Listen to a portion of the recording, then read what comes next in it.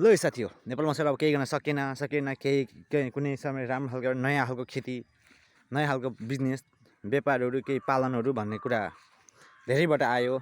धेरै मैले अनुसन्धान गरेपछि फाइनली गाइस ल मैले चाहिँ काग पालनमा हात हालेँ। ल हेर्नुहोस् है काग पालनमा हात हालेको छु है। अहिले तत्काललाई 30,000 जति काग हालेको छु। दिनभरि यस्तै छ कामले। बेरोजगारी मान्छे एक काग चरायो बसो। फेरि नभए कागलाई फेरि त्यहाँ मान्छेले उडाउने लखेट्ने जङ्गल जानु भनेर लखेटिहाल्छन्। त्यहाँ काग पालन खेतीतिर लागेको छु है। काग पाल्नै बस्ने भएर गरेको छु है। आजभोलि चाहिँ काग पालन खेतीमा फस्टाउँदै गएको छ मेरो कागहरू। हराक्क बढेका छन् है।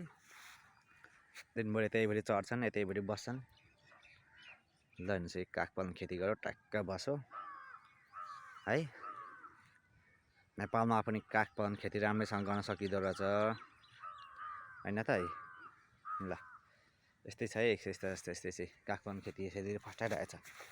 ए आइज ओइ है काग हो ल काग पालन खेती गरेको छु काग फस्टाइरहेछ म यहाँ छु है। ल हेर्नु काग पालन खेती तपाईँहरूले काग पालन खेती गरेको छु है। ल होइन त ल हेर्नु ए त्यो के खोसिन्छ जस्तै नखोसी खा त किराहरू सबै खा